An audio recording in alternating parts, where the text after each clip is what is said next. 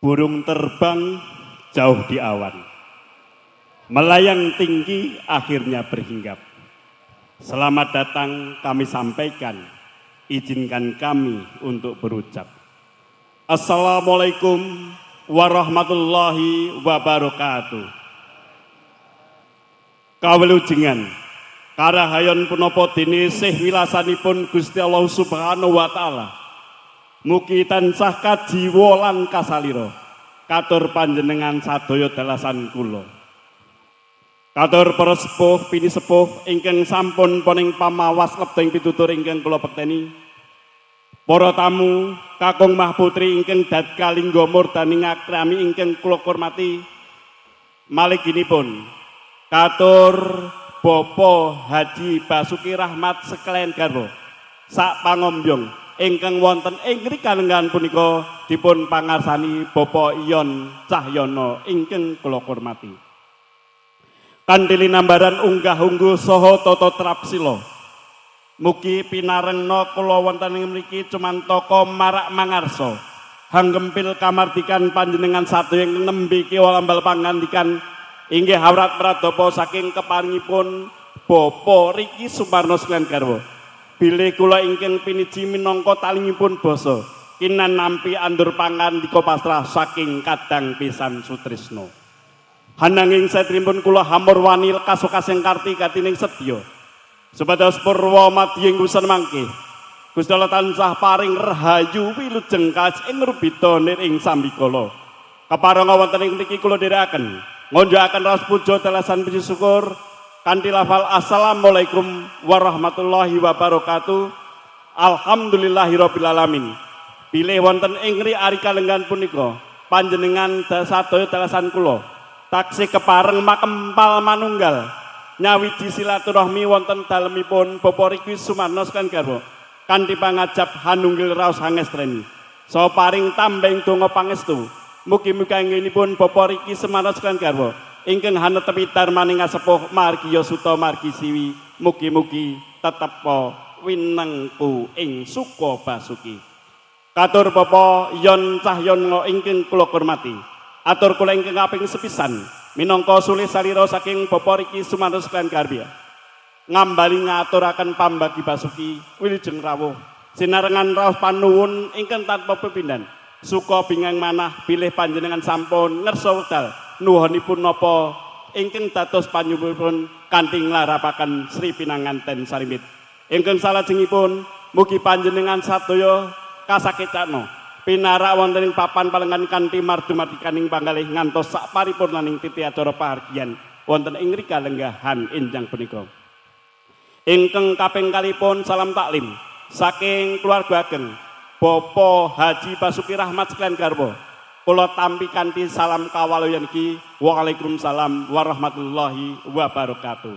Ingkang kaping 3 bilih wonten ing ari kalenggan punika dinten Titi Jenar Surya kaping gangsal wulan widodо warsa kalih 26 panjenengan sampun nuhoni punapa ing dados panyuwunipun Bapak Riki Sumarno sekalian garwa kanthi nglarapaken saha nyuwanaken Sri Pinanganten Sarimit ingkang sesilih pun Roro Asik Roro Alia Firdaus Pratiwi tanaya putri saking Bapak Haji Basuki Rahmat Ibu Hajah Mailana Rusdianti kalian Bagus Asik Andi Arnomo tanaya jalu saking Bapak Riki Sumarno Ibu Widyastuti kanthi wasan bismillahirrahmanirrahim Sri Pinanganten Sarimit kula tampi kanthi sukarananing panggalih ingkang salajengipun mbok pilih samangki sampun dumugi wahyaning titi mangsa kala upacara boyong temanten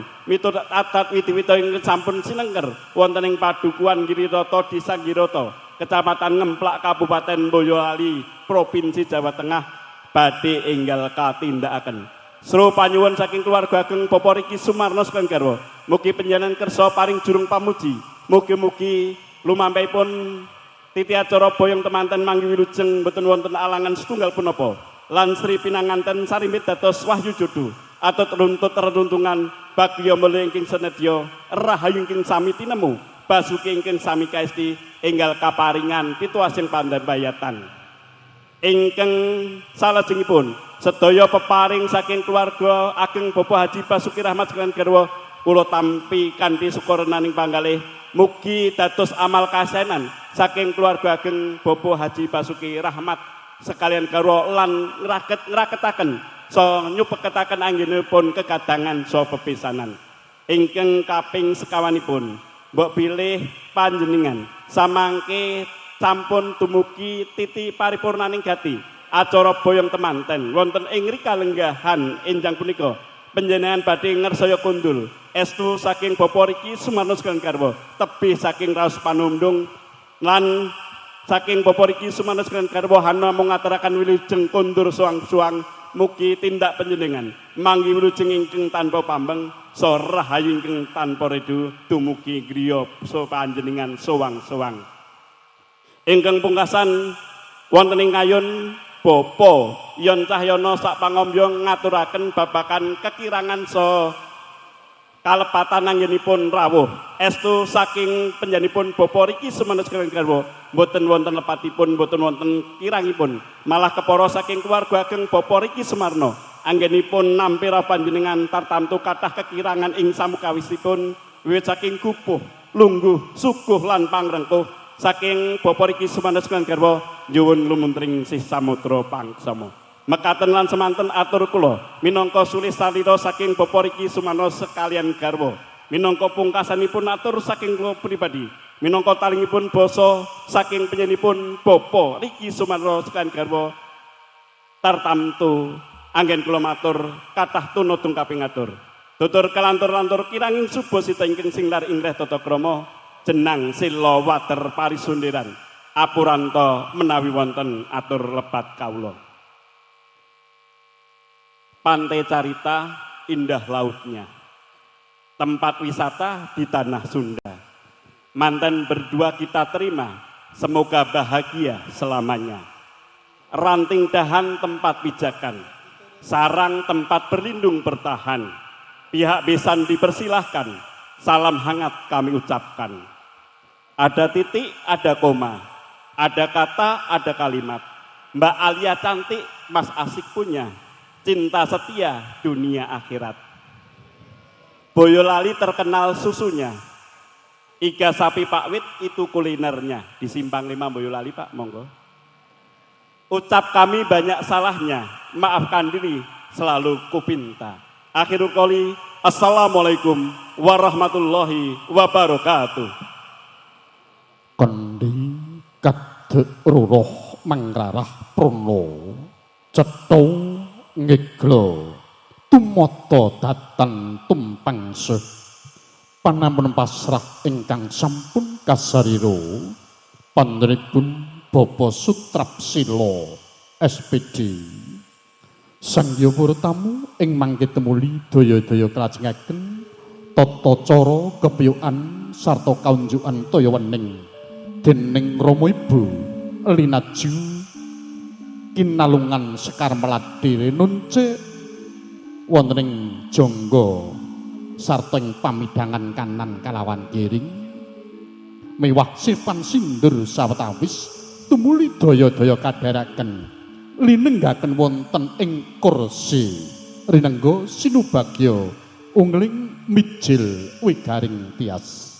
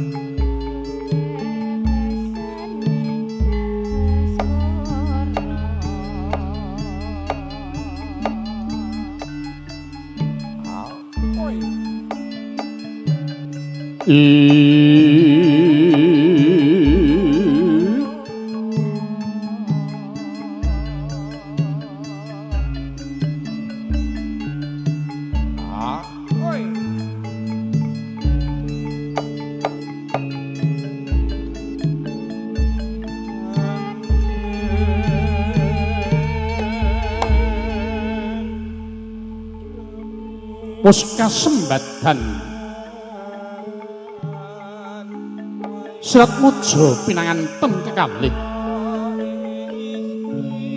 sakala kaunjuan toya wening dening Rama Ibu kang sarta kinalungan Sekar Melati rinunce tumumpang ing pamidhangan kanan kalawan kering hanglawer dumugi Jaja yayah teksaka mungging Situ Bandalayu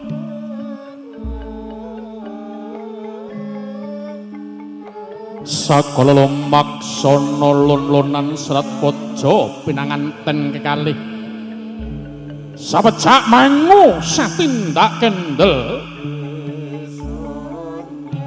ngunguning penggalih karna kadang eden rengganing wisma kinarya ajanging paregian tali dharma ing rikalodangan siang punika ana sawane kang pinanta ponta pantane seponta-ponta ginapit wilus kuwung-kuwung hangawengi sinambangan sepapan-papan papane sarwa sarwi topeng mangke wis bugan ingkang tinuju sakala daya-daya semanten lenggah ing Kursenengga katingalan guna raras hanyaranti paripurnaning gadi